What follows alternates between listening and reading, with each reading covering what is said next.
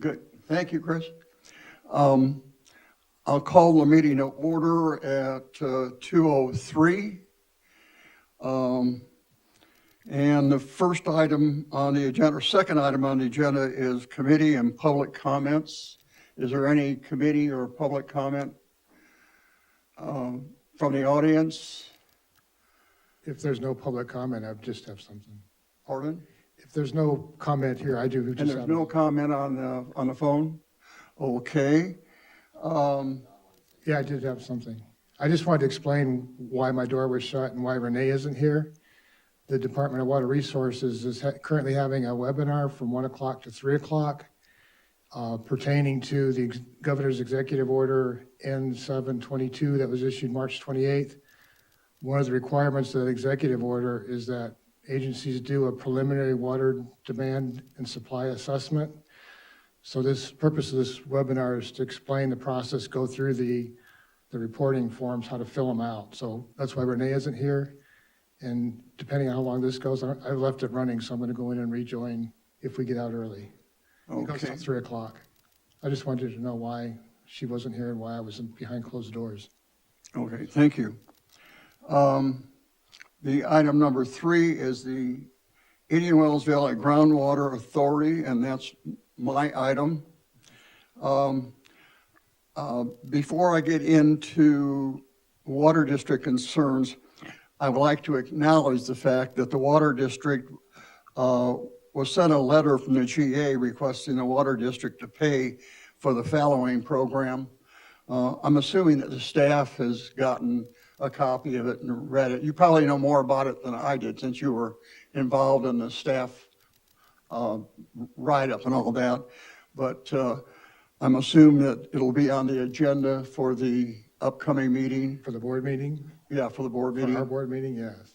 Okay, thank you.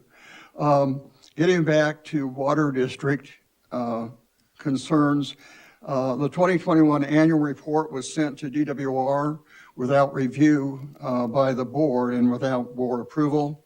Water District staff is attempting to initiate a GA agenda item for future annual reports to require board approval.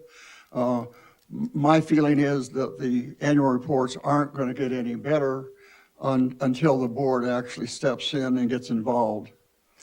Item number 2, the GSP was approved on January 2022 with a condition that the next GSP release resolves 19 specific deficiencies. We currently have no plan in place to resolve those deficiencies.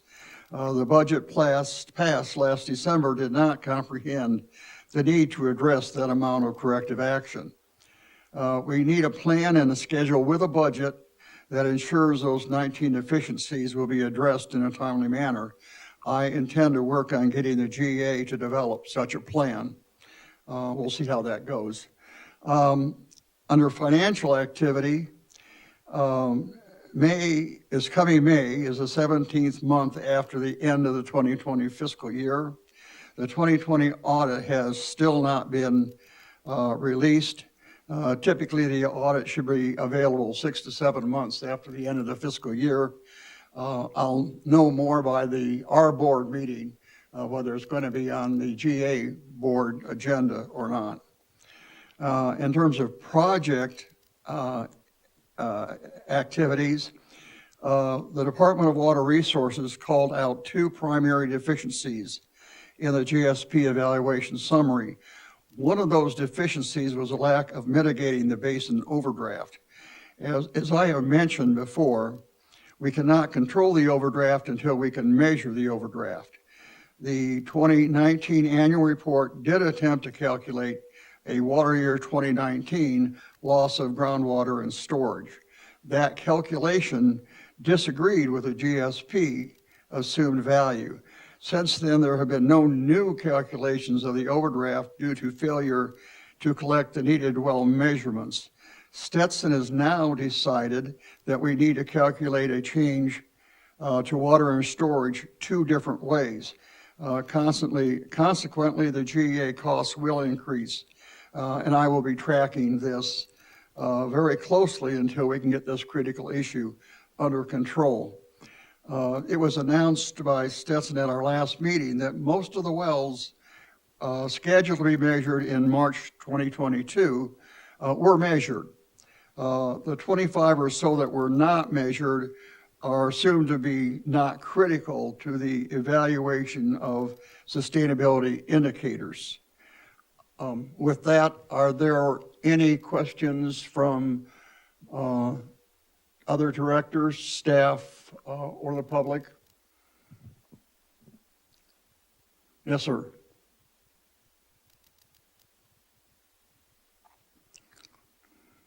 Please state your name, if you would, please. I'm Don Decker. I've got a couple of quick things to add to what you said, Stan. The cost of the fallowing program was never really even discussed as far as the public input or public understanding. There was a DWR $50 million pot for fallowing purchase. Any of you realize that? The deadline for submission for proposals was April 1. I don't think our GA did anything. I'm sorry, I didn't catch the a comment relative to $50 million. That was a DWR pot of money that was identified for use in grants to GA organizations to pay for fallowed farmland. Now, 50 million is not going to go very far for the state of California, but as far as I know, RGA never touched it, never did anything. I think that Capital Corps brought that to the GA's attention, didn't they, Don? Do you recall that? Yeah, I recall seeing, excuse me, I recall seeing an email about the program, yeah, but Dr. Decker's right, there was no action taken by the Groundwater Authority to make any application for those funds. Yeah. So, I think I have seen something like that, but I agree that GA never acted on that or discussed it, to my knowledge. Yes. And do you know what the timeline on that is? The proposals were due into DWR April 1st. April 1st. Yes, Okay. you missed it. Yes. Well, and I don't recall when Capital Corps came out and commented to that, but one or the other, apparently the GA should have known. I suspect maybe perhaps they didn't pursue getting funding because it preceded the recent discussion about the water district reluctance to finance the fallowing program through the replenishment fee. What I'm saying is that perhaps they were banking on that replenishment fee paying for the program and did not anticipate needing to acquire additional funding. Yeah, my feeling is we should pursue all grant funding we can. There's no reason not to pursue it, and I think the GA has known our position relative to using the replenishment fee for some time. But one of the things that didn't happen during the initial, well, I guess one of the things that the letter that we received indicated is that we voted for the fallowing program. And I think that's probably true, unless you know something different. The district voted for it? That is, I think we did. Yeah. But at the time when that plan came up, or that resolution came up, there was no funding associated with it, I don't believe. They didn't mention it. The same thing happened with the recycling program, is they passed the recycling program with no funding and no comment regarding funding impacts. So I think that's an issue that we need to discuss with the GA, and from now on, when we have resolutions that are obviously going to require funding, before they pass the bill, they ought to figure out where the funding is going to come from. So, anything else, Mr. Decker? Yes, I have one other item. The well measurement deficiency that you mentioned that prevented a proper assessment of the water years 20 and 21 is not just that wells weren't measured. There's about a third of the basin is not properly represented. It's essentially not represented in the 41 wells that are part of the monitoring wells that go into the annual report. There's a third of the basin, an area that does not have proper monitoring. It's the southeast, the south, and the southwest. You look at the map and you'll see what I'm talking about. Oh, no, This is not I'm some- aware of what you're saying, and I couldn't agree more, but I thought the GSP actually, in looking at data caps, had indicated that we may have to include additional monitoring wells. Am I not correct on that? I mean, they haven't done anything much besides the one well down in the El Paso and the, I guess, two up in the northwest. But I thought that the GSP did say there was a data gap. Yes, but data gap is just kind of a catch-all for who knows what. If you're really serious, you will actually identify the areas and identify potential locations. Old Inyo, for example, has been dry now for almost 5 years. It's a critical well in the southwest. Needs to be re-drilled. Well, I mentioned earlier that I'm going to push to get a plan written down with a schedule and budget to resolve the 19 deficiencies that were identified in the GSP.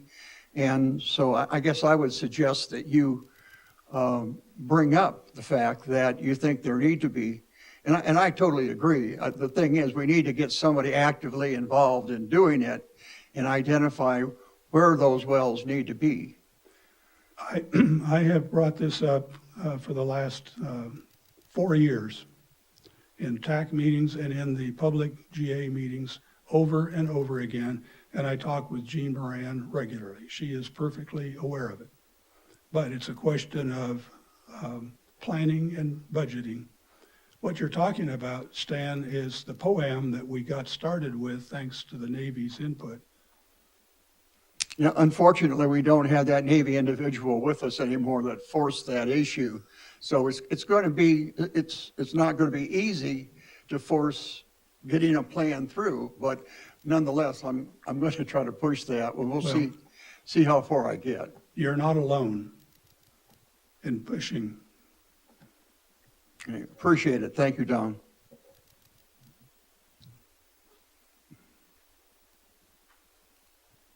I think my name's Mike Sanat. Corrective action number 6 says designate representative well monitoring locations, and that's a pretty broad corrective action that requires the groundwater authority to designate representative well locations. So I think that the DWR is basically telling groundwater authority that that's what they need to do, and Don's saying they're not doing it. I wanted to point your attention to the corrective action number 4, which is update and include a contingency plan with additional projects and management actions. The plan should be amended to provide updates on negotiations and feasibility of imported water projects. GA reported imported water was not to have been pursued in the water year 20 annual report. I don't know why. Update the plan to include projects and management actions. This is item number 1. A contingency plan should include additional projects and management actions. That's item number 2. I'm just reading the first portion of the item. Number 3, the plan should be amended to include an updated and detailed timetable, or a POAM, for adoption and implementation of current projects and management actions, as well as an explanation of when and under what circumstances the authority would implement alternative or additional projects and management actions as needed. And item number 4 is probably the most important. It says provide updates related to the negotiated details and implementation of imported water project options. Details are warranted regarding the feasibility of confidential supply sources, availability of water rights, infrastructure, and funding, particularly because imported water supplies were reported in the Water Year 20 annual report not to have been pursued, and how they could be affected in times of drought and when sources for water importers are less than anticipated, like now. So I would suggest, number 1, now is not the time to be buying water at Table A water from the State Water Project. That's like buying real estate at the top of the market before the crash, because water will come from the sky at some point. We know this. So the other management or corrective action that I brought up a little bit earlier is number, when we were off air, was number 3. No.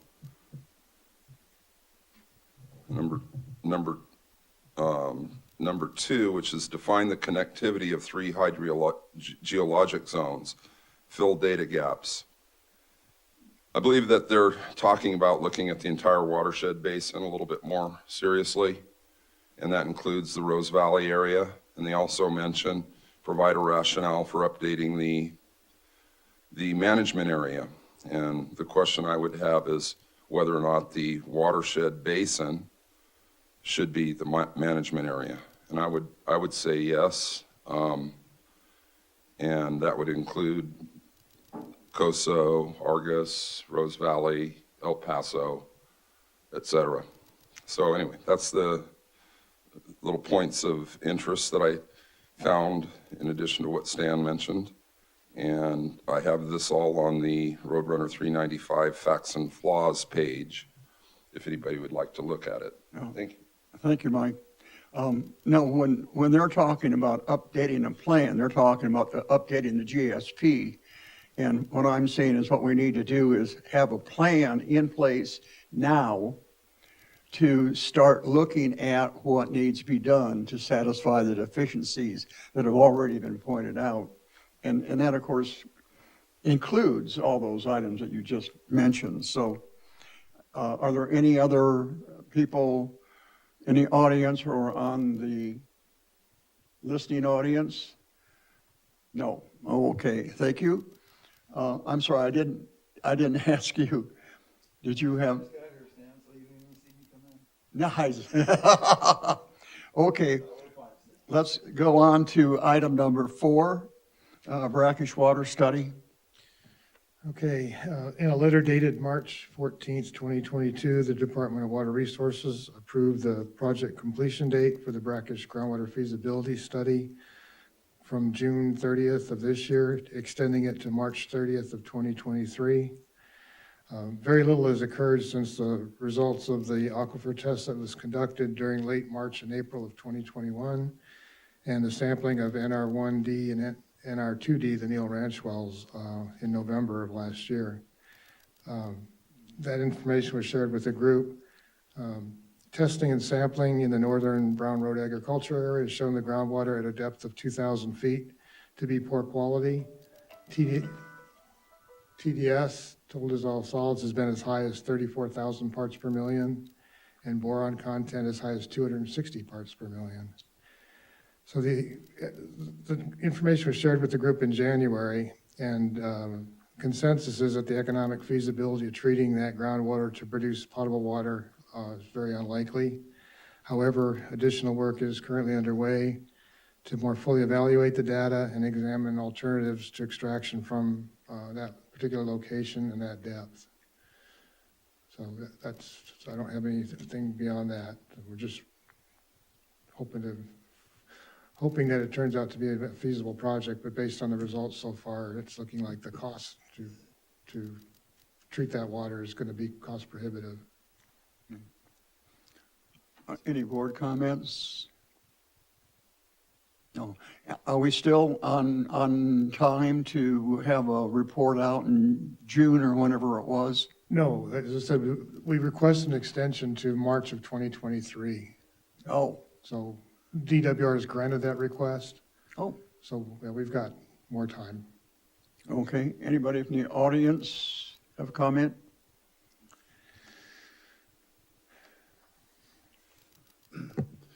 Don Decker again. What has been released to the public to this point on the brackish water study includes no mention even of the brackish water study that the Water District did on its own at Neal Ranch and built a pilot recovery system almost 10 years ago now. And it would seem that given that that project actually looked at the feasibility of, for example, treating higher TDS water than the superficial water at Neal Ranch, that is the deeper water, that was done 10 years ago. It needs to be folded into what is being done now. Maybe it has, but it appears to be an omission. No, everybody's well aware of that study. Well, that study was actually pretty thorough, and all I'm pointing out is that you can learn from it. You don't need to necessarily go to March to have any new information. It just isn't going to show up. The deeper water is poor, and that's really poor, and that's been known since the early 90s. Thank you. Any other comment? Okay. Don, you want to take the next one, number 5? Sure, alternate water sources.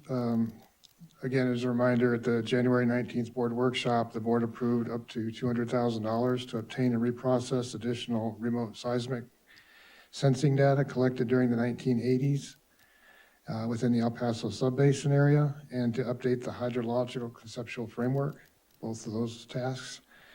Total project cost to date, it looks like, including the cost to update the hydrological conceptual framework, is going to be just a little over $173,000. So we anticipate being below budget on that. Columbia, which is the company that's doing the reprocessing of the 40 miles of the 1988 seismic data, is in the process of downloading that data onto a file transport protocol site to allow John Jansen with Collier to access the data. John has indicated he should be able to begin looking at the reprocess lines this week to start his interpretation. He didn't give me an estimate on how long it would take him to complete his interpretation. Obviously, the completion of that work dictates the schedule on the groundwater storage study that is being conducted by Ramble. And on a separate note, at the April 11th board meeting, following a discussion of seeking grant funding for a pumping optimization project, the board directed staff to draft a project scope that would not only consider drilling wells in the El Paso subbasin, but also consider opportunities for a recharge component to that project in that area. There's an agreement that it would be more beneficial to look at this as a multi-benefit project instead of just focusing exclusively on optimizing pumping. So we're currently working on a draft project scope, and we anticipate being able to bring that to water management at the June 2nd water management meeting. Okay, thank you. Any comment from the board or staff? Audition? Any comment from the audience? Oh, and Don, since you're up here, did you get a hold of Tim Parker? He's been trying to reach you through email and left a voicemail on your landline. Regarding, you made a comment at the last board meeting about some seismic data from 1992, I think it was. So he's trying to follow up with you on that comment. Okay, that's nice. It's through the Navy Geothermal Program Office. Frank Montecero was the head of that office when the seismic work was done. It's Navy property, the seismic work, and there was a line that was run down into Rose Valley. I would ask that you get a hold of Tim. Did you get his emails? No, I didn't get any email from him, and I haven't gotten his, if it's the landline, there is no voicemail, Okay. but my cell phone works. We don't have your cell phone number. The only number we had on record was a landline, and he called it and apparently didn't. Okay, well, I will get Can a I get hold, you- get a hold of him. Okay. We'll close the loop. Okay. Thank you. But that was especially valuable because it's much more modern work, and it was deeper. But we're mostly interested, of course, in the shallower material, but shallower alluvium. But nevertheless, it's available, and it would be essentially at no cost. It's a matter of getting it out of Navy files. Well, to get the information, probably have to be reprocessed, so there would be some cost. I don't know about that because it's modern. 1992? It's digital. Okay.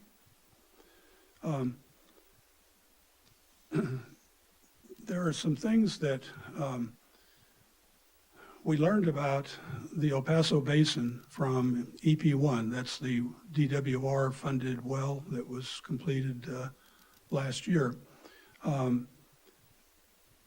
As far as I know, the report that I wrote to the TAC, to GA, and I think I sent it to you, Don, is a summary of what we know about the geology in the El Paso Basin. And with the addition of EP1 and the water chemistry there, we know a lot more than we did before that. And it's summarized in a report that I did produce. It's got numerous references that can be followed up and explored. There's nothing really new there. It's just appropriate references to what I wrote. What we have discovered, amongst other things, is that the El Paso Basin is largely a closed basin unto itself. The water quality in the north, especially the northwest part of the basin, has a very strange chemistry. The aluminum, iron, and manganese concentrations are way above MCL's, maximum contaminant level. Aluminum is 8 times, and the iron concentration is 4 times. The only reason I bring this up is that we don't see water like that on the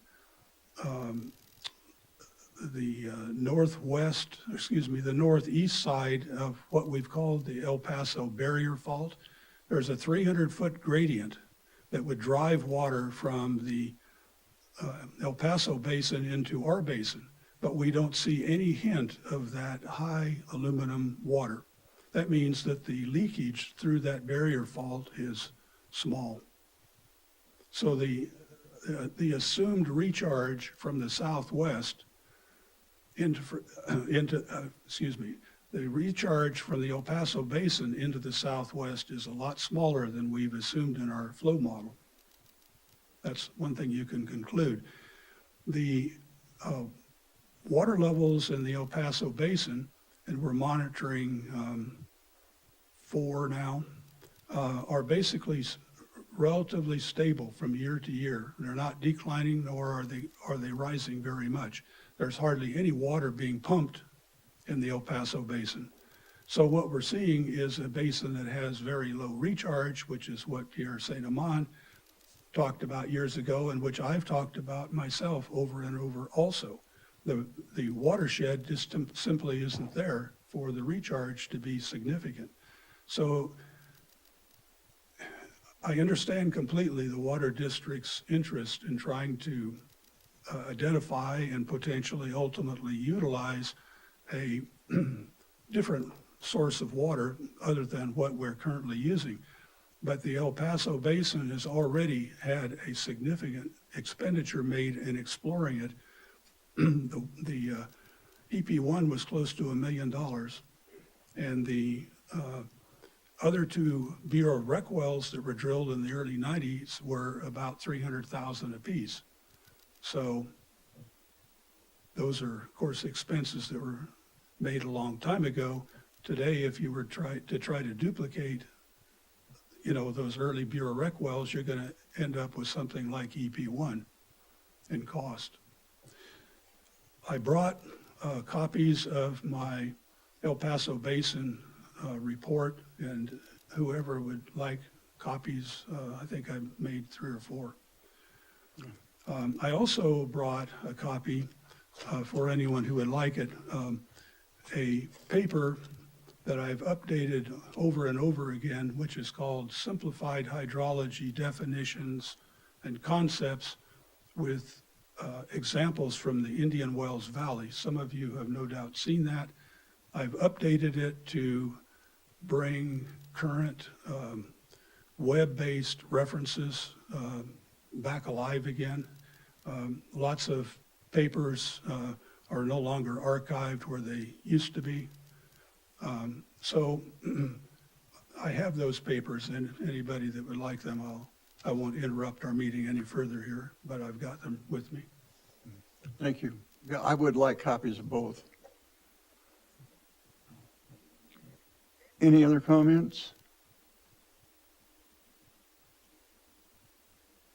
Okay, we're at future agenda items. From the board, anything? From the audience? I guess not. We'll adjourn the meeting at 2:35. Thank you.